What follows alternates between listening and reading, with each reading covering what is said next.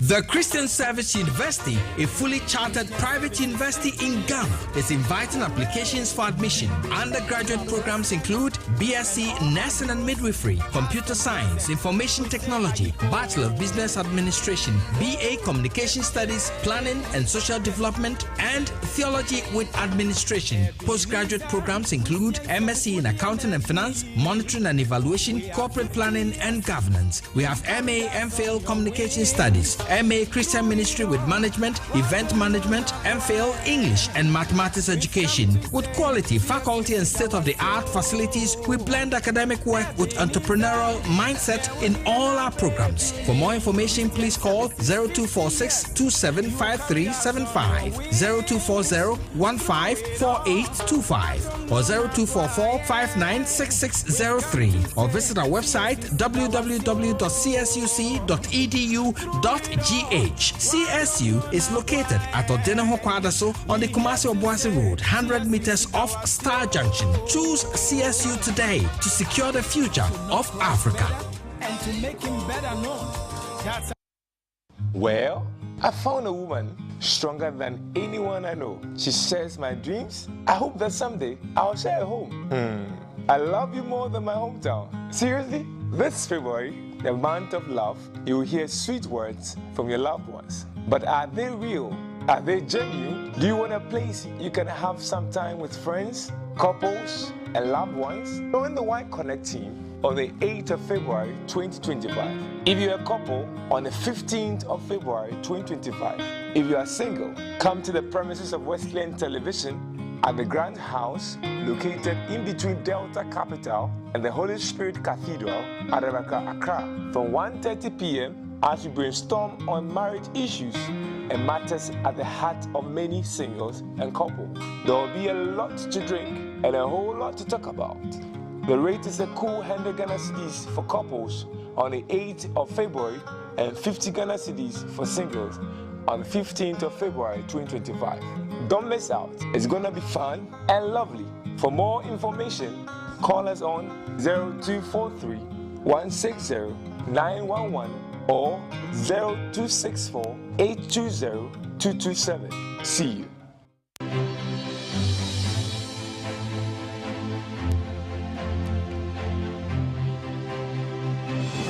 Welcome back. Let us settle for W Briefs. And on W Briefs, what we do on this segment is basically to give you an executive summary of the topic for discussion for the day. So this afternoon, our focus or our lenses are on the Council of State. And the Council of State is a unique institution in Ghana that advises the president on pertinent national issues. It was established by Articles 89 to 92. So in the Constitution, 1992 Constitution of Ghana, from Articles 89 to 92, is devoted to the Council of State. And it comprises of prominent citizens of Ghana that bring their expertise and experience to the table. This Council of State that we are considering this afternoon consists of a former Chief Justice. That's the stipulation of the Constitution. It lists the number or the caliber of people who should constitute it. So one is a former Chief Justice. There should be a former Chief of Defense Staff, a former Inspector General of Police, the President of the National House of Chiefs, and then 11 members that are appointed by the President. And then all the 16 regions that we have should have one elected representative. And this is what forms the Council of State. The primary duty of the Council of State is to provide counsel, to advise the President on national issues. So that is what the Council of State is mandated to do. And this Council of State meets 4 times in a year, sometimes at the request of the President or Parliament, or any 5 members of the Council can ask for a meeting of a sort. With the election of a new government, as we went to the polls on 7th December 2024, there is the need for the reconstitution of the Council of State. February 11th, across the nation, there's going to be election for the 16 representatives from all the 16 regions that we have in Ghana. While some are of the opinion that this creation of the Constitution, Council of State, is relevant with its functions in modern democracies. Others are of the view that it has outlived its usefulness and we don't need it. Some even describe it as a rubber stamp of the executive. Anything the executive brings, the Council of State just approves and it goes just like that. And it is undemocratic. It's an undemocratic institution in a democratic dispensation. Some have argued on those lines. In the midst of the ongoing calls for constitutional reforms, we ask this afternoon that is it time for the Council of State to go or stay? We're going to interrogate the major argument for and against the proposal. Stay with me, I'll be back to introduce my guests.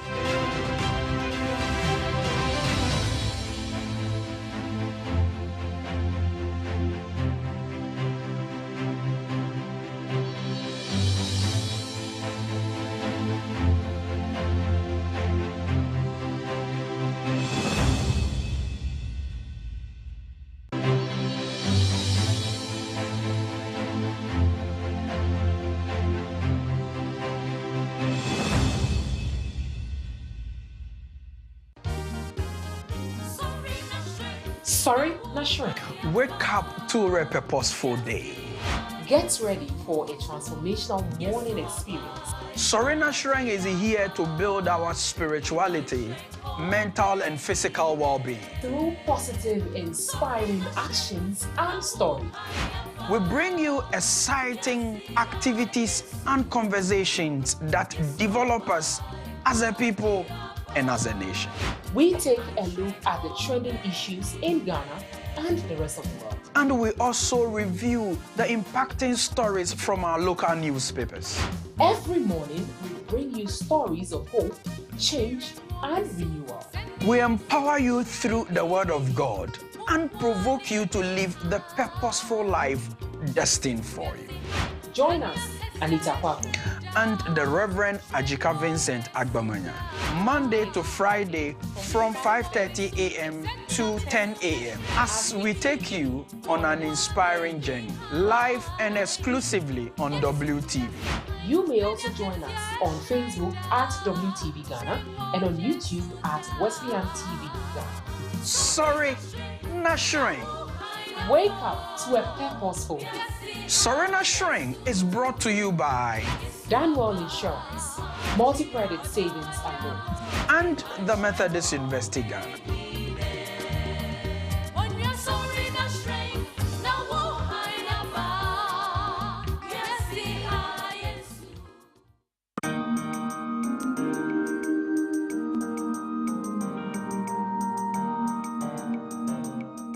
Meye mi fie Christian fie, mema mi kun aye Christiani, na me mofra aye Christian fo, mema mi fie aye Christian fie. Ban papam eye dwumadi a ekoso ewo WTV so. Ekasa afa ekwaya ye tete ye mofra. Ekwanya yebefa so ama yaware ayefe ne yaware edimu. Efie entitiye anase efie siesie ene efie nkomodie mu nso yenya entwenten. Into me to safrew se hwe WTV na niema pa bebre ewo WTV so enwumpa enkomodie papa eniema pa ebeboa me no mienu ene yemfie koso ara na hwe WTV.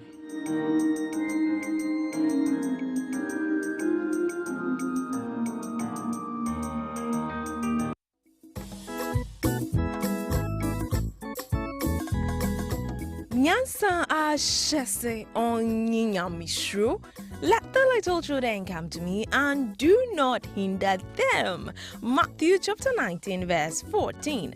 Oh yes, let the little children join hands with WTV every Sunday for a special children's service with the Methodist Church Ghana at 10 a.m. with a repeat at 2 p.m. on WTV and Facebook. Nyasa ashese onyinamisho. Wesleyan Television, reaching out to the world.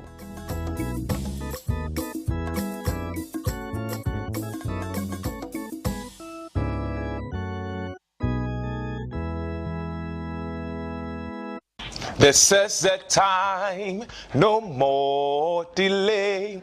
Yes, yes, yes. I'm so excited. This is the time. No more delay. Call a friend to call another, that it is time for the young people to connect right here on WTV. Welcome to Y Connect, where we connect youth to Christ. The future is here.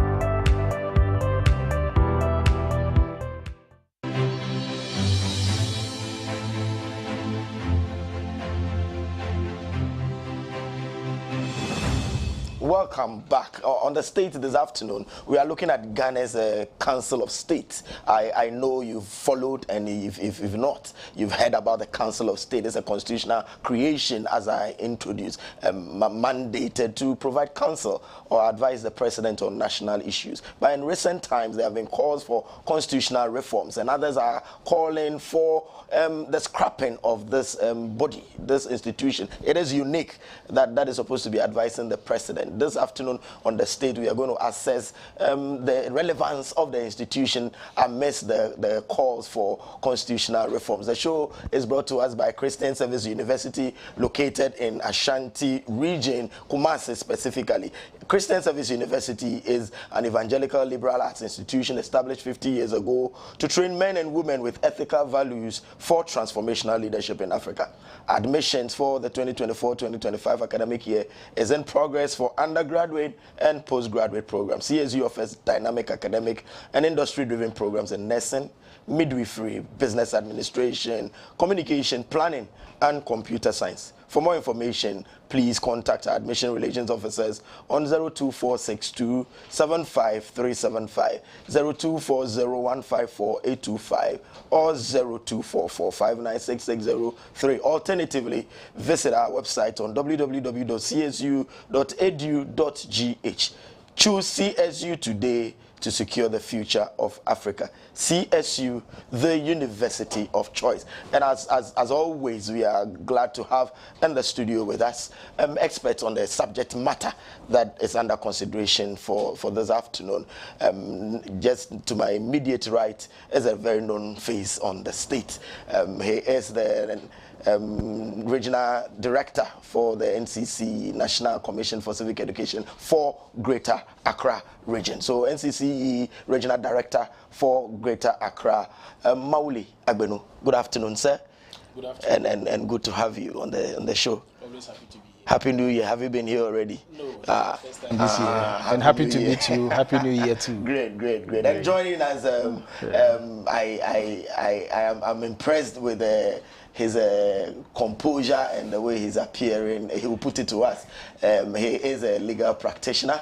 Kwesi Chum Nduru. Welcome, sir, to the state. Great. So, gentlemen, first off, let's just begin. Let me start with you, Mauli. The Council of State. Yeah. First, I'm going to ask you, what do you make of the cause for its relevance? Well, thank you very much. The Council of State is a very relevant institution in Ghana's body politic, in the sense that in designing this constitution that we are using now, the people or those who designed it felt that there was a need to have a blend, between what happens elsewhere and then what happens in our home country also, and then blend it and see whether we can get some advantages of it. So democracy, as we practice it now, is a borrowed idea from Europe, but in the traditional African environment, even though it's democratic, but it's not in the sense that we are practicing where people go to cast their votes, but yet we have representatives coming from every sector of the community or the society. Therefore, it came that, well, if we are going to have this and want to have a blend, then why don't we borrow the Council of Elders that every African chief has, which that council has representatives from all sectors or all lineages within the particular village or ethnic group, who then come now and speak on behalf of their lineages or advise the king as it is. So in borrowing it to the constitution, they felt that, well, we should have a Council of Elders or a Council of State who can advise the president when it becomes necessary, based on the African idea that knowledge is not contained in the head of one person, or knowledge is a baobab tree and doesn't. You need a lot of people to be able to embrace it. And since, if you look at the composition, as we read earlier on, you realize that these are people who have experienced a lot of things in life. Okay, some are retired IGPs, some are retired CDS, and all that. So these people have a lot of experiences while they were working, and they think that they can bring that to bear.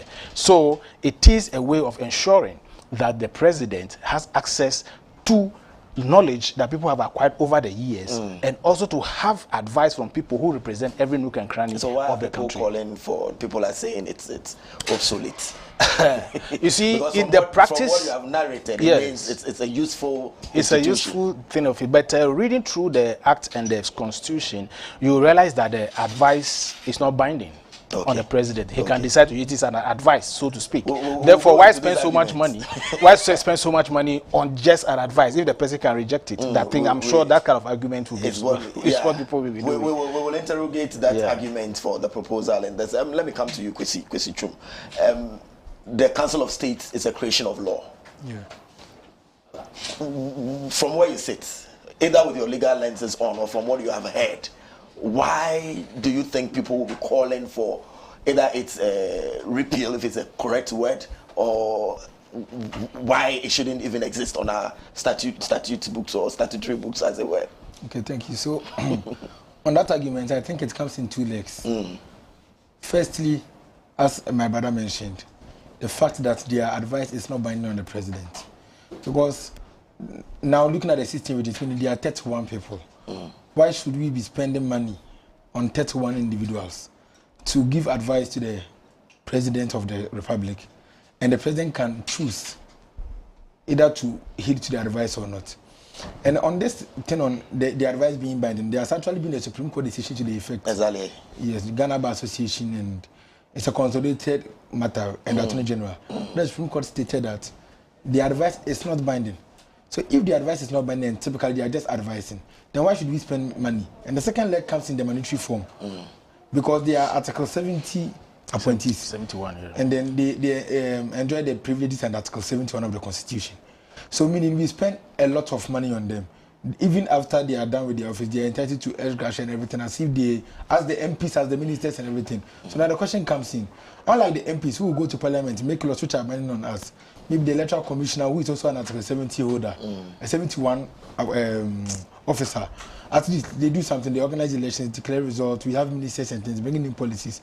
Now we have this group, in addition to them, who are giving advice or making how do you call it, suggestions, and those suggestions are not in any way binding. Why then should we be paying such people for them to give non-binding advice? So I'm sure that is where the argument is coming from. One, the non-binding nature, and then two, the amount of money we are spending on them as a nation. But the position of the Supreme Court on this was that though it is not binding, they must seek the advice of the Council of State. Is it a matter of semantics, or because they said it is not binding but seek? Is it compulsory because the court has said it? You must seek. Yeah. So if you have a careful read of that case, there are two instances. So that case was not just on the Council of State; it was also on the Judicial Council. Yes. And the court was interpreting two phrases on the advice of any consultation with. Yes. Good. So that on the advice of means that you have to seek it, but it's not what binding. So that in that case, when the Supreme Court was talking about the appointment of Chief Justice, appointment of Justice of the Supreme Court, he said the Constitution is on the advice of the Judicial Council in consultation with the Council of State. What it means is that whether you like it or not, you must go and seek the advice of that particular council. In this case, let's say to be the Council of State. And you have to consult them, and they will give you advice. But you are not bound by the advice. So it may be just a matter of semantics, or just for lack of better, let me say a facade procedure. That because the law is saying go and seek, you can go and seek, and after you decide whether to be bound by it or not, and also in consultation with, meaning reason with them. So if you take a careful read of that case, the Supreme Court borrowed the explanation of in consultation with an advice from the Black's Law Dictionary, and then in consultation with is basically to suggest it to him. Do you get it? So, okay, I'm going to do this. What do you think? what do you think? For what you think cannot be binding on me.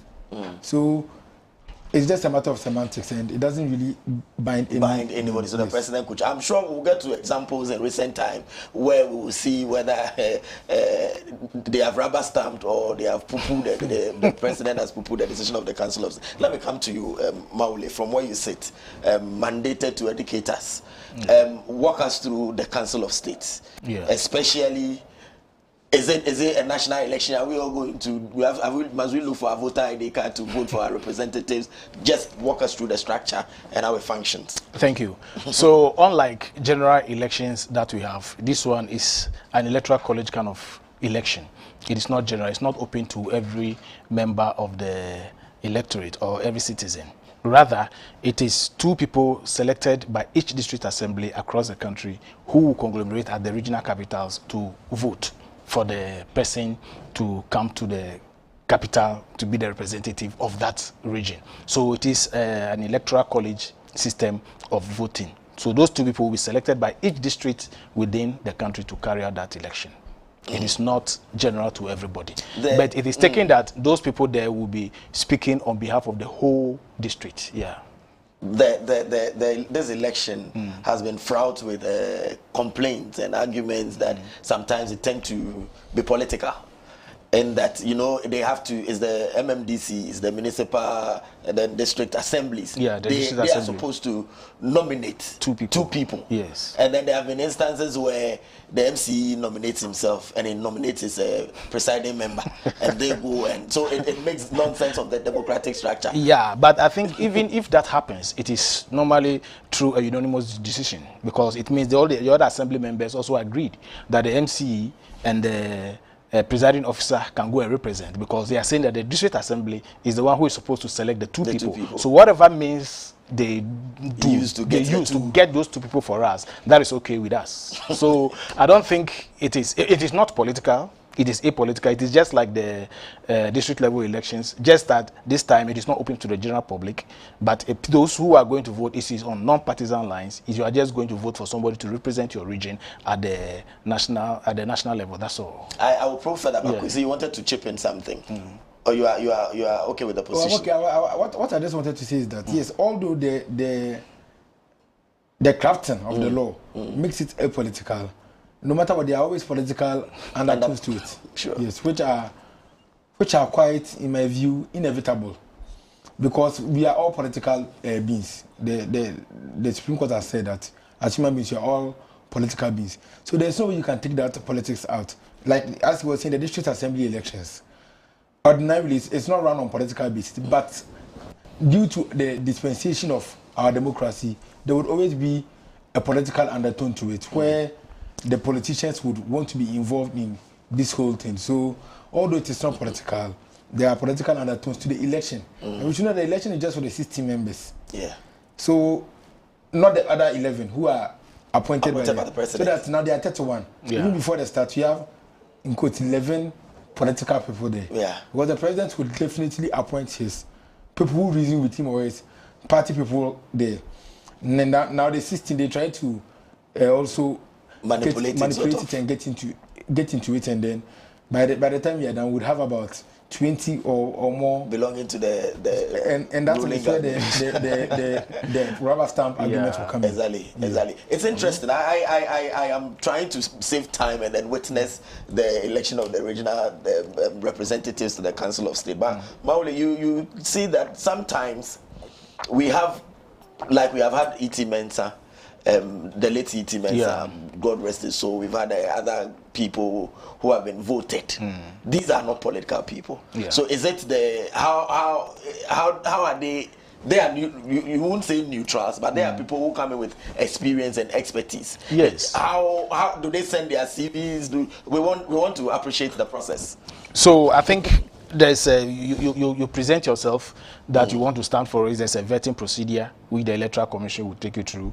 If you are accepted, then you now go into the whole way of putting the documents together for the election, and then it comes. So we have the representations for each region, and then you vote, and the person who gets the simple majority wins the region. That's how it is. Is there a legal backing, or is solely the mandate of the Electoral Commission to decide which people and their qualification? I'm asking this because just I think last week for the Upper West nominations, we've had the women in Upper West calling for a press conference and then saying that all the women who expressed interest, none of them was picked, and they don't see why. Is it that the women are not qualified? Don't they have the locus? They held a press conference. You could see Queen mothers agitating that. Why is it that no woman? Okay, I don't have the details of that, but I think once you don't make the vetting procedure, you don't go through the vetting process, it is important for them to find out why their candidates did not meet that criteria, so that they can find out what actually went into the issue. Yeah. Kwesi, I'll come to you with the league. I was asking whether it is solely the Electoral Commission's decision to do, because some of the provisions make room for gender sensitivity and all that. So is it solely the EC that decides, or? So if you have a read at the law, in Article 89, it has stated clearly that the EC shall make regulations to govern the election of members of Council of State. So that now, on what goes into the vetting and everything, now the law has ceded that to the EC. That the EC too cannot exercise a discretion in a vacuum. They would have to come out with regulations. So I believe that there are regulations, a CI to be specific. Yeah. Yes, regulating the election of Council of State members. And in that CI, it will definitely contain matters which will be looked at for the vetting and other things. I don't know if the CI would have the gender balance provisions in it, but that thing has been ceded to the EC, and through their CI, they would make regulations to govern the election of members of the Council of State. I was appalled. In fact, when I saw, I'm like, oh. And in some of these things, it's not rocket science. You don't need to. You balance it so that you make sure there are fairer representation. Now let's look at the Council of State as it is. Let's look at its advisory functions. Let's look at that role and how it has played out, because it has been on our books. The 1969 Constitution was there, 79 was there, and 1992. Let's put it under the microscope. How has the Council of State played its advisory role? Well, thank you very much. I had the opportunity to meet some of them a few years back. And what they told me, they don't work in the public eye, they work behind the scenes. And most of the good things we see happening in the country are the advices that they have given to the executive. That is why things are going on well. So their work may not be out there, but they are working all the time. Mind you, they don't only advise the president, they advise other heads of institutions who avail themselves also for the advice. They advise the legislature also on matters of state. So for them, this is about nation building, ensuring that the nation remains as a nation, one country going forward, and the mistakes of the past are not repeated. So I think on that score, we can say they have been doing well, unless we have some evidence that they are not that important. Because if you talk to even people in government, they'll tell that yes, the advice of the Council of State is always very, very important. Imagine the caliber of people who are there. We have the former CJ who is there, who has superintended over the legal affairs of the country for so many years. We have the IGP, the former IGP there. We have the former CDS also, and of course the president of the House of Chiefs, who is now leading our traditional authority. So they have the ingredients to be able to advise the president not to do the mistakes of the past. So I think they have been working, just that maybe we need a more serious study to ascertain whether they have been useful or not. Kwesi, one of the mandates of the Council of State is to, just like we were saying, that the semantics that is used, make sure that they advise. The particular one, I think, has to do with the Article 90 of the Constitution. You can explain, which says that when the president refuses to assent to a bill, it has to go to the Council of State. We had, at the tail end of 2024, there's family values laws and anti-LGBT, and we know the drama that surrounded it. Has it ever been that it has been invoked to make sure that President sends it to Council of State to act on it? Okay, thank you. So I don't remember the particular law, but I know that during the past 8 years, the previous government, not the LGBT, even there was a particular law which went to the president, and he refused to assent initially. Good, it was the Medina MP, Xavier Sosi, when he took the witchcraft yes. Yeah. So when he refused to assent, he later wrote to Parliament with reasons and certain modifications he thought should be done to the bill. So that was done by the president after I consulted the Council of State. So that if the president, and it's not only in Article 90, if you should look at Article 106, procedure for making laws, it's also there, where if the president is refusing to assent to the bill, then meaning he has reasons. But as my brother said, a literal translation of the local proverb that wisdom is not in the head of one person. So that maybe in the view of the president, I don't think this law is good. But Parliament as a body would not only go with the view of the president. So the law is mandating that in that case, the president will submit his views to the Council of State and they would advise on it. They can also bring up their own views on how they think maybe the law should be, or maybe they would decide to agree with Parliament. There would always be varying views. But they will come together with one view after 30 days. And then that view will be submitted to Parliament. And when Parliament considers those views and decides by 2/3 majority to still pass the bill or to incorporate that view, then that is it. The president is bound to sign it. So, as he was saying, their work is behind the scene. When Akufo-Addo, His Excellency Akufo-Addo failed to sign that anti-witchcraft bill, we were just there and heard that he has taken his reasons to Parliament. There was no news reporter that has been referred to the Council of State, but in practice it has been referred. So the hard work, as he's saying, is always behind the scenes. You don't really see them in the news that, oh, this has been referred to the Council of State or not, but they are working. And take note, it's a full-time job they are doing, almost. Yes, because they are paid monthly, they have their office complex. So every day they all get up to. I wouldn't say every day. No. The law says they should meet at least four times in a year. Yes. But practically, there's no way they meet 4 times a year. They meet more than 4 times a year. Yes. So full-time job, not in the sense that they stop everything they are doing, but in the sense that they are always working. They are always working. Like this particular thing on Article 90 that they say that they should bring it within 30 days. They are not going to sit only once. They will sit for some time. Now, currently, the president has done interim appointment at the various public institutions. And by virtue of Article 70, once the Council of State is constituted, now they have to meet over a time and then either decide to ratify these appointments, or if they think there should be a change, they are going to advise the president on it. So yes, they are behind the scenes, but they are really working. Another thing that the Constitution also says that they should seek the wisdom or advice of the Council of State is the prerogative of mercy. That is granted. The president can also decide not to listen to them. Of course, that one is fundamental. So once it is an advice, he has the right to take it or not. But as I said, they see things in a different way. Okay, to go back to the African proverb again, what an old man will see sitting down, the young man standing on the tree may not be able to see. Okay, especially in the 4 people who are supposed to be there, as I mentioned, they have a lot of experience. And mind you, the 11 people that the president is selecting, he is appointing. He's not just going to appoint anybody. He's going to appoint people he thinks have the kind of knowledge that he will want to tap into.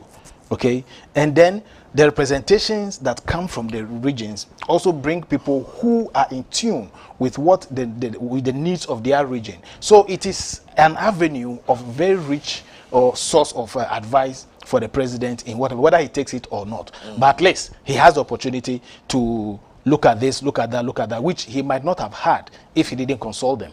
Because he has that opportunity now, it means that he's having a comprehensive approach to implementing anything that he wants to implement. Yes, and at least he has had opportunity to get an advice whether he takes it or not.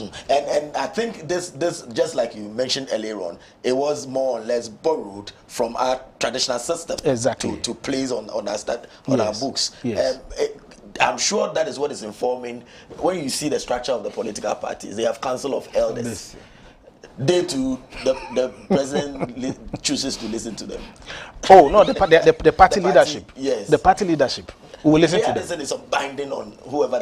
For them, it's binding on them. Maybe because their constitution, the party constitution makes their advice binding. Binding. So it depends on the constitution.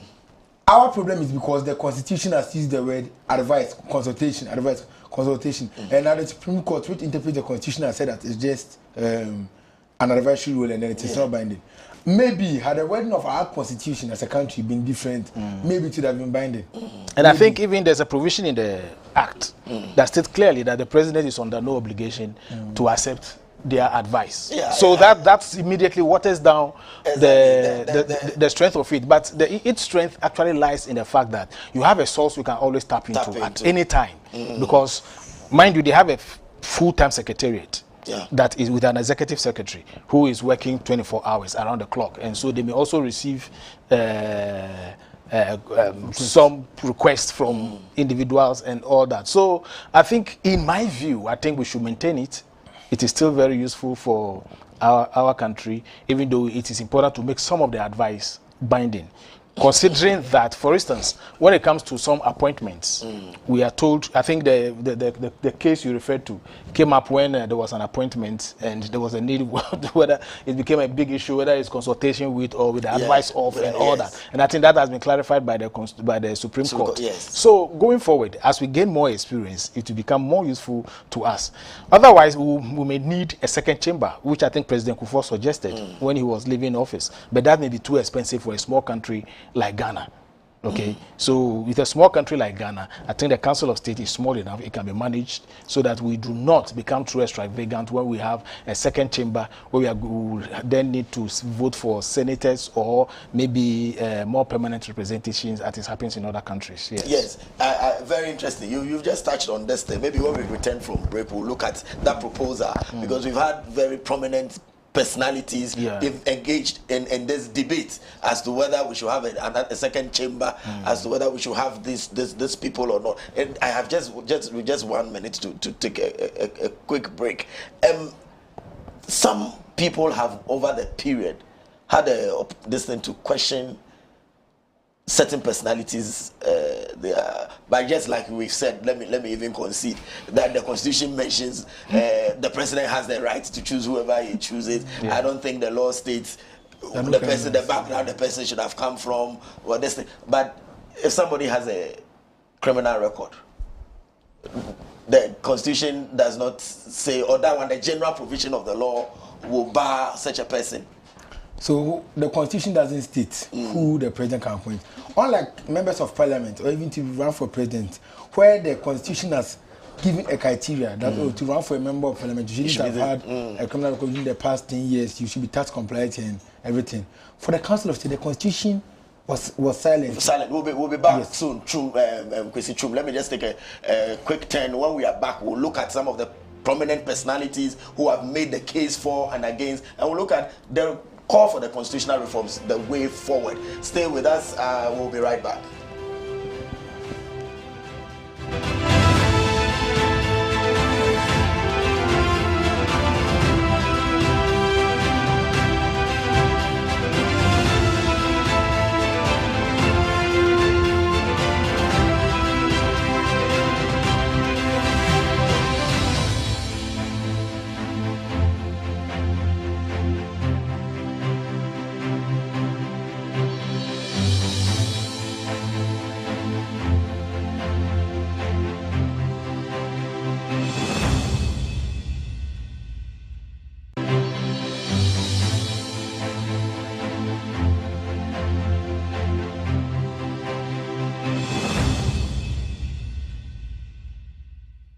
The Christian Service University, a fully chartered private university in Ghana, is inviting applications for admission. Undergraduate programs include BSc Nursing and Midwifery, Computer Science, Information Technology, Bachelor of Business Administration, BA Communication Studies, Planning and Social Development, and Theology with Administration. Postgraduate programs include MSc in Accounting and Finance, Monitoring and Evaluation, Corporate Planning and Governance. We have MA MPhil Communication Studies, MA Christian Ministry with Management, Event Management, MPhil English and Mathematics Education. With quality, faculty and state-of-the-art facilities, we blend academic work with entrepreneurial mindset in all our programs. For more information, please call 0246 275375, 0240-154825 or 0244-596603 or visit our website www.csuc.edu.gh. CSU is located at Odenaho Kwadaso on the Kumasi Obuasi Road, 100 meters off Star Junction. Choose CSU today to secure the future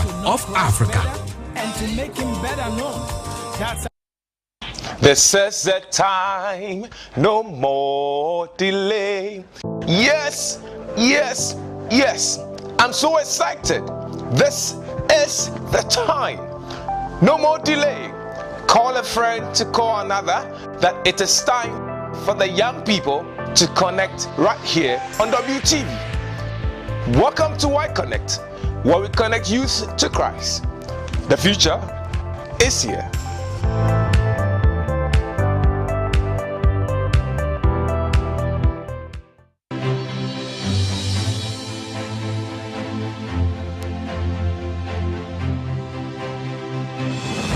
Welcome back. If you're just joining us on the state this afternoon, we are looking at the Council of State in Ghana. There have been calls for reforms, constitutional reforms in recent times, and some have argued that it's irrelevant. The Council of State has outlived its usefulness, it's obsolete, so we should scrap it. Some have also called for another term or another creation. Let's get a second chamber and all that. So this afternoon we are looking at the major arguments for the calls for and against, and we are looking at the institution Council of State. And we've had in the studio helping us with the conversation the National Commission for Civic Education's Regional Director for Greater Ankrah, Mauli Agbenu, also with us in the studio and giving us insight from the legal perspective is Kwesichum Ndur. He is a legal practitioner. So this wonderful gentlemen have been helping us in the conversation, and I hope you are following and enjoying and appreciating this unique institution called the Council of State. Gentlemen, welcome back. Before we went on the break, we were looking at the straightforwardness of the provision that doesn't state the background to look into and all the details that we should go to.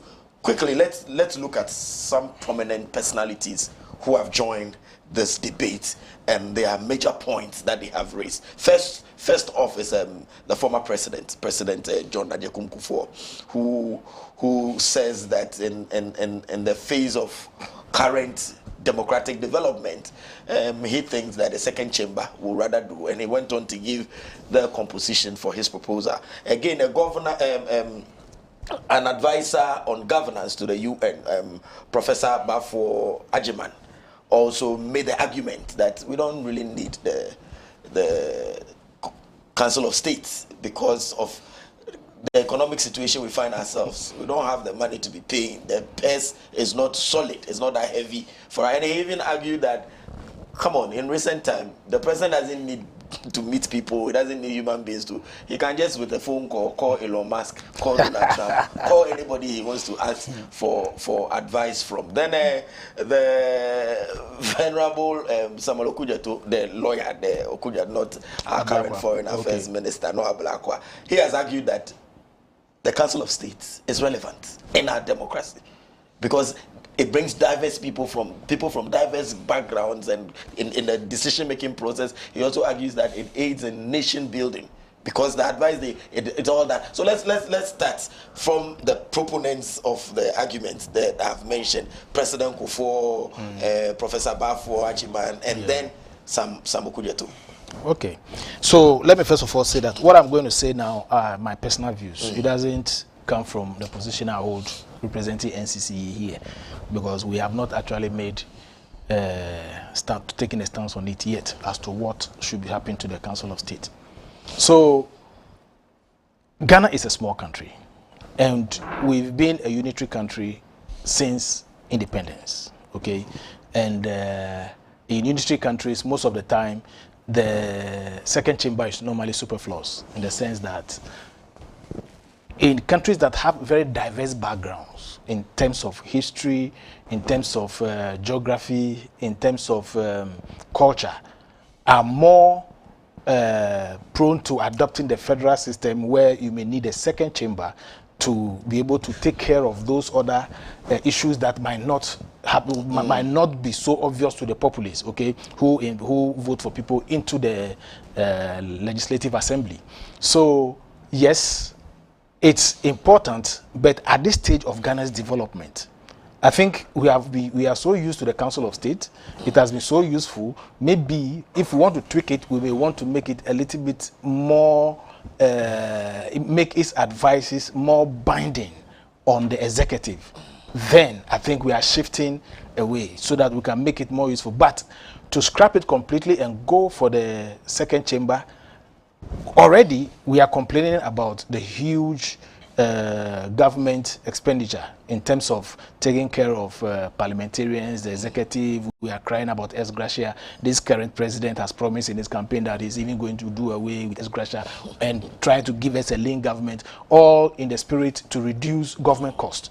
If we want to bring in a second chamber, okay, with all its pomp and pageantry, they will have to campaign. The electoral commission will have to look for money to carry out elections, to select people all the way to the second chamber. I think it will be more expensive for us. Mamauli, don't you think that the former president has a point there? Because it's all about results, getting results. Yeah. This Council of State has been in existence since the Second Republic, from 1969 till date. And then it has just been a rubber stamping executive. I don't totally agree with the rubber stamping. Because his argument is that we've had instances where even loans and things that have been brought to Parliament have ended up in people's saloons, and because we don't vet the policies and economy, because Parliament goes and they do it. But if there was a chamber, they would have had that vetting powers to make sure that before these loans are contracted, before these policies are implemented, they will put an eagle eye on it. Because we don't have them, that is why we have more debt, judgment debt, and policies that are not getting us the results. You have a point there, but my brother, you know, if we want to make something work, it's a mindset, okay? Because if you put another layer, it's just a matter of looking for a means of circumventing that layer again and to go back to doing things as it used to be. Now we have the Parliament there who is supposed to check all government borrowing, and then there's a committee that looks into that. What different is the second chamber going to do?